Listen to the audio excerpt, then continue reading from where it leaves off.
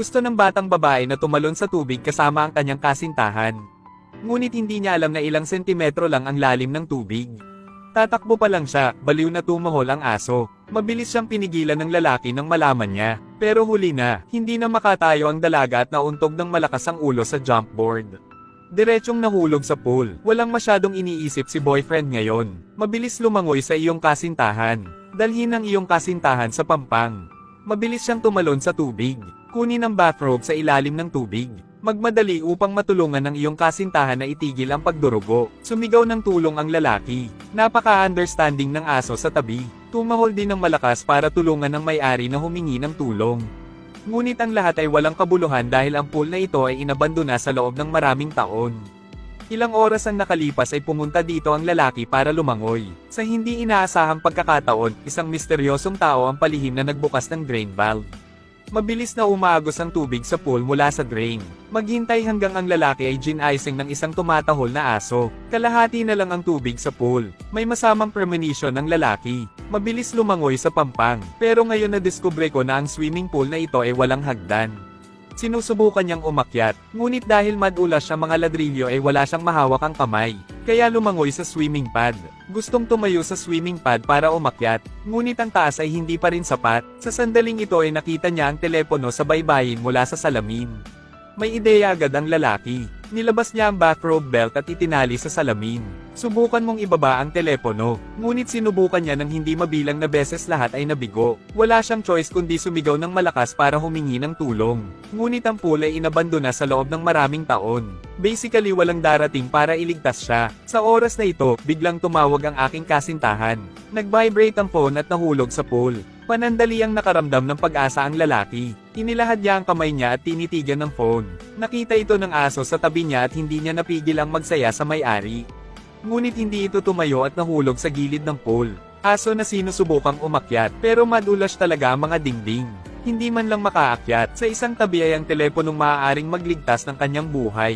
Ang isang panig ay ang aso na pinakamamahal niya. Ang panloob na tao ay nahihirapan. Sa huli ay nagpasya siyang iligtas muna ang aso. Gumagamit siya ng air mattress para suportahan ang mga binti ng aso.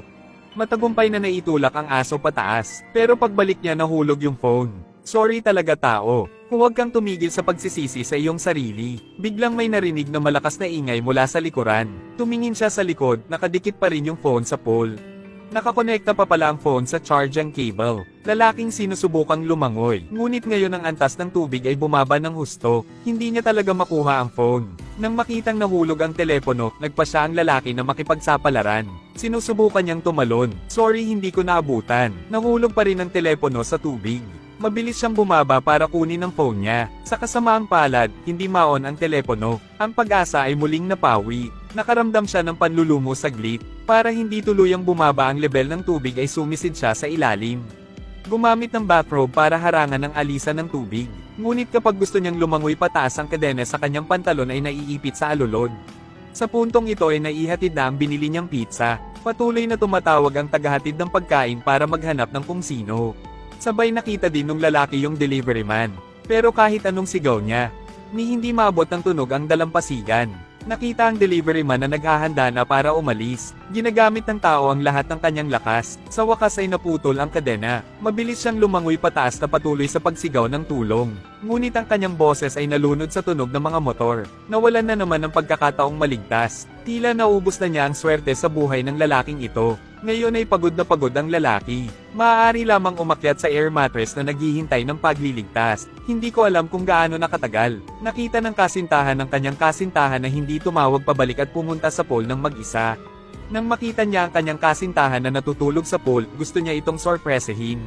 Sa wakas nangyari ang eksena sa simula ng pelikula, biglang nagiging horror. Di naglaon ay dumilim. Hindi pa nagigising ang girlfriend. Hindi pa rin tumitigil sa pagdurugo ang ulo. Hindi kita ilalagay sa panganib, sabi ng lalaki. Biglang tumahol ng malakas ang aso sa pasukan. Lumingon ang lalaki at nakakita ng buwaya. Mabilis na sinenyasan ng lalaki ang aso na tumahimik. Ngunit tinutukan ng buwaya ang aso. Dahan-daang lumapit dito. Biglang hindi makatayo ang buwaya at nahulog sa pool. Hindi okay. Takot na tao. Sumisid siya para hanapin ang buwaya ngunit walang nakitang bakas ng buwaya. Nagmamadaling hinayla pabalik ng lalaki ang kasintahan. Matapos ang lahat ng mga panganib, ang hindi nakikita ay ang tunay na panganib. Lalaking nakatayo malapit sa gilid ng pool na naghahanap ng mga galaw ng buwaya. Buti na lang hindi nagugutom ang buwaya, hindi kinain ng lalaki. Kinabukasan ay walang laman ang pool. Nakatitig si Crocodile, at dumudugo pa ang sugat ng girlfriend. Kailangan lagyan ng benda. Lalaking tumitingin sa paligid. Natagpuan ng isang buwaya na may roll ng duct tape sa bibig nito.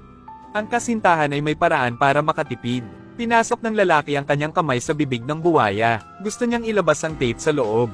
Ang mga lalaki ay hindi man lamang nangangahas na huwag pansinin ito. Maingat na iunat ang iyong kamay. Biglang tumahol ang aso sa itaas. Nagmamadaling sumenyas ang gulat na lalaki sa kanyang alagang aso na tumahimik. Sa kabutihang palad ay hindi nagising ang buwaya. Inayos niya ang mood niya. Abutin ng isa pang beses. Resulta. Buti na lang mabilis ang takbo ng lalaki. Sa kabilang banda, kung talagang nakagat ka, tiyak nakakagayta ng iyong kamay. Matapos makuha ang benda, nagmamadaling binalutan ng lalaki ang sugat ng kanyang kasintahan. Nakulong sila sa abandonadong pool na ito sa loob ng 2 araw at 2 gabi. Walang paraan upang i-on ang telepono. Karaniwang walang darating para iligtas sila. Ngayon ay nakita ng lalaki ang imbornal sa tabi nito. Baka may pagkakataon na makalabas sa ibaba. Ngunit kapag pinuntahan ko ito, nakita ko na ang takip ng manhole ay naayos na may mga tornilyo. Pinagmasdan niya ang galaw ng buwaya sa isang tabi at sinubukang ipihit ang mga tornilyo sa kabilang panig. Pero kalahating araw niyang pinahit ang manhole cover at hindi pa rin ito gumagalaw. Kailangan lang niyang bumalik sa girlfriend niya. Ngayon niya nakita ang kwintas ng kanyang kasintahan. Ginamit ko ito bilang isang tool. Tinanggal na lang niya ang kwintas at nakita niya ang buwaya na nakahiga sa takip ng manhole. Sabay buka ng bibig mo. Ang tao ay maaari lamang gamitin ng tape upang gamitin ito bilang isang sandata. Patuloy na labanan ng mga alligator. Buti na lang walang pakialam ang buwaya sa kanya. Bumalik ka at umalis. Sinamantala ng lalaki ang pagkakataon. Gamitin ang kwintas upang i-unscrew ang mga tornilyo. Matagumpay na nabuksan ng takip ng manhole. Lalaking nakatingin sa tseke. May paraan talaga sa ibaba. Kumpara dito ang paghihintay na mamatay ay hindi katumbas ng isang fen. Nagmamadali siyang bumalik sa kanyang kasintahan. Gusto kong tawagan ng girlfriend ko para magising at pumasok sa loob. Hindi ko inaasahan na sasamantalahin ng buwaya ang kawalang ingat ng lalaki at gagapang sa loob. Matagal na naghintay ang lalaki sa labas, hindi pa rin gumagapang palabas ang buwaya. Makita ang iyong kasintahan sa panganib. Nagpa siya ang lalaki na umalis. Pagkababa niya, bigla siyang pumili ng landas. Hindi niya alam kung saang panig ang buwaya. Ngayon, swerte na lang ang maaasahan ko. Hindi na kailangang sabihin na napakaswerte niya. Nahanap na niya talaga yung exit pero nakalock yung exit. Paulit-ulit siyang humihingi ng tulong. Hindi niya alam na unti-unti na palang lumalapit ang buwaya sa kanyang kasintahan. Aso sa pagtuklas ng panganib. Sa oras na ito, nakita rin ng lalaki ang mga galaw ng buwaya mula sa salamin. Nagmamadali siyang bumalik, ngunit ngayon ay nilapitan na ng buwaya ang kasintahan.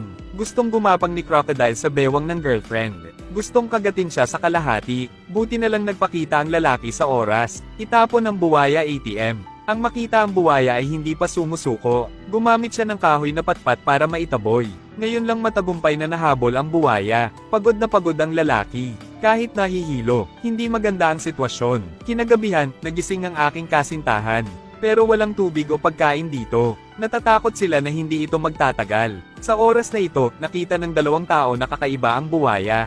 Manatili doon buong araw nang hindi gumagalaw. Maghintay hanggang sa susunod na araw upang malaman. Ang buwaya pala ay nagsilang ng isang pugad ng mga itlog. Pero nahihilo ang lalaki ngayon. Sa sumunod na segundo ay nahimatay ako. Dahan-dahang gumapang ang buwaya patungo sa kanya. Nang makita ang buwaya na papalapit sa aso ay mabilis na nagpaalala. Ang lalaking nakakakilala sa buwaya ay nahok. Mabilis siyang bumangon at itinulak ang buwaya sa drain. Pagkatapos ay isara ang takip ng manhole. Mabilis na hinayla ng kasintahan ng sofa upang subukang takpan ito. Ito pala ang lahat ng plano nila. Para makakuha ng mga crocodile egg, gumagamit sila ng salamin para itutok ang liwanag. At gamitin ang paraan ng pag-aapoy upang makagawa ng apoy. Matagumpay na kumain ng mga itlog ng buwaya. Pagkaraang makabawi ng lakas ay tumapak sila sa sofa. Subukan mong gamitin ang NQ bilang isang hagdan palabas sa mapahamak na lugar na ito. Ngunit ang pool ay higit sa 6 na metro malalim na hindi nila maabot ang lupa sa lahat. Sa huli, nauuwi pa rin sa kabiguan. Para makatakas ay ginagalaw pa rin nila ang sofa. Nagpa siya na tumakas mula sa imbornal. Matapos maghintay na gumapang palabas ang buwaya, mabilis na pumasok ang 2 sa loob. Sa oras na ito, natuklasan ng buwaya na wala na ang itlog. Galit na sumugod patungo sa dalawang NQ, buti na lang mabilis ang reaksyon ng lalaki. Mabilis na dumausdos sa loob, at hindi nakagat ng buwaya. Ligtas sila, ngunit ang buwaya ay sumigaw sa galit. Pareho silang walang lakas ng loob na huwag pansinin. Subukan mong buksan ang exit. Sa sandaling ito ay biglang tumahol ang aso. Nakakita pala ito ng isang unmanned aircraft. Sinusubukan ng mga lalaki na tumawag para sa tulong, pero parang hindi nakikita ng kabilang side. Ang isang tao ay hindi maaaring palampasin ang isang pagkakataon. Mabilis na bumalik sa dating lugar, ngunit sa sandaling binuksan niya ang takip ng manhole ay tuluyan na siyang napatulala. Laruan lang pala. Walang kamera dito, pero sumigaw pa rin siya ng tulong. Sa tingin niya ay malapit lang ang NQ na kumokontrol sa laruan. Pero parang tinatawanan siya ng katabi niyang buwaya. Akala niya hindi siya makakatakas sa lugar na ito. Sa oras na ito ay ibinagsak ng malakas na hangin ang bakal na alambre sa tabi nito. Ang bakal na lubad ay maaari lamang umakyat. Ang tao ay tila nakakakita ng pag-asa. Mabilis na umakyat, ngunit hindi ito kasing dali ng inaakala. Sa paligid ng isang lubad na puno ng mga tinik, hindi makaakyat ng 2 hakbang, puro dugo ang kamay ng lalaki. Nagngangalit lang siya at nagpatuloy sa pag-akyat. Bukod pa, ang bakal na lubad ay likas na hindi matatag. Muntik nang mahulog ang lalaki. Hinawakan niya ang lubad gamit ang 2 kamay. Dahil iyon lang ang pag-asa niya, nakita ang malapit na tagumpay ng steel wire na biglang nahulog. Ang lalaking nawala ng sentro ng grabidad ay nahulog ng husto sa lupa. Napakasakit na tao. Pagkatapos ng simpleng bendahe, nahimatay siya sa sakit. Paggising niya, ang sugat niya sa binti ay nagdudulot sa kanya ng matinding sakit. Tumingin siya sa ibaba at nakita niyang kinagat ng buwaya ang nasugatan niyang binti. Panik na tao, dali-daling gamitin ang kabilang paa para sipin ang buwaya. Ngunit paano hinahayaan ng mga buwaya na makatakas ang kanilang biktima? Ibinuka nito ang bibig at dahan-daang lumapit sa lalaki. Mapanganib na sandali kinuha ng lalaki ang crate sa tabi niya. Harapin ang masamang buwaya. 1%, 2 pieces, 3 pieces. Sa huli ay hindi nakayanan ng buwaya ang pag-atake. Dumura ng 2 paddle sa lalaki saka tumalikod at umalis. Ang lalaki noong gabing iyon ay muling lumusong sa kanal. This time gumapang siya sa kabilang side. Matagal kong tiniis ang sakit ng paggapang. Nakahanap na siya ng paraan palabas. Ginamit niya ang lahat ng kanyang lakas para itulak ang takip ng manhole palayo. Umakyat ka lang at makakatakas ka. Hindi na makapaghintay na umakyat ang lalaki. Ngunit sa sumunod na segundo ay napatulala siya. Hindi ito exit, isa lang pull. Ang tao ay ganap na desperado. Ang paulit-ulit na kabiguan ay gusto niyang mamatay. Kinabukasan may nahulog na laruan. 2 bingi at bulag ang gumagawa ng mga hagdan sa ilalim ng pool para kumuha ng mga laruan. Pero parang bulag sila. Hindi lang dugo ang nakikita, ni hindi ko makita ang buwaya sa ilalim ng sofa. Narinig ng lalaki na may nag-uusap at sinubukang bumalik sa kanyang pwesto. Nang mabuksan ang takip ng manhole, nakita kong nakaalis na silang 2. Sumigaw siya para humingi ng tulong pero ngayon ay hindi na siya makagawa ng ingay. Buti na lang umalis NQ pero umalis pa rin sa hagdan. Ang tao ay muling nakakita ng pag-asa. Sa hindi inaasahan, nang madaanan niya ang buwaya, nakaharang siya sa daanan. Hindi tapos, anong gagawin? Girlfriend na natigil sa tubig. Kung hindi ko siya ililigtas, natatakot ako na hindi ako aabot sa oras. Nakaharap sa isang buwaya na tumangging magbigay daan, nagpa siya ang lalaki na makipagsapalaran. Pinulupot niya ang bakal na alambre sa braso niya, maghanda upang labanan ng mga buwaya. Biglang inatake ng buwaya ang una, kinakagat ang kaliwang paa ng lalaki. Sinisipa ng lalaki ang kanyang mga paa, saka tumalikod at humiga sa ibabaw ng buwaya. Harapin ang buwaya na may sunod-sunod na nakatutuwang pag-atake. Pagkatapos ay dinampot niya ang bakal na tubo at ginamit para saksakin ang buwaya. Direktang nakasaksak sa bibig ng buwaya. Namatay si alligator sa isang iglap. Ngayon ang lalaki ay gustong umakyat sa hagdan. Hindi ko ini-expect na may aksidenteng mangyayari. Nahulog ang hagdan. Tapos na, nawawala na ang pag-asa. Nag-break na naman ang lalaki. Lahat ng nangyari sa mga araw na ito habang pinahihirapan siya ng Diyos. Sa sandaling ito, sumipol ang kasintahan para humingi ng tulong sa kanyang kasintahan. Akala ng aso ay tumatawag. Nang makita niya ang bagay, mabilis itong pinigilan ng lalaki. Baka huli na. Ang huling aso ay tumalon sa pool. Ang resulta ay itinali ng isang lubid. Hindi nagtagal, hindi na siya humihinga. Sobrang lungkot ng lalaki. Ngunit kung hindi ko iligtas ang aking kasintahan, natatakot ako na hindi ako aabot sa oras. Pinigilan niya ang kanyang kalungkutan at hinawakan ng lubad para umakyat. Tuluyan na siyang umakyat sa imbornal. Gumamit ng bakal na tubo para siksikin ang takip ng manhole. Matagumpay na nailigtas ang iyong kasintahan. Buti na lang at hindi nalunod ang lalaking dumating sa oras, ang bago niyang girlfriend. 2 taong magkayakap ng mahigpit. Simula noon, nagpa siya ang dalawang entyo na huwag pumunta sa pool sa natitirang bahagi ng kanilang buhay.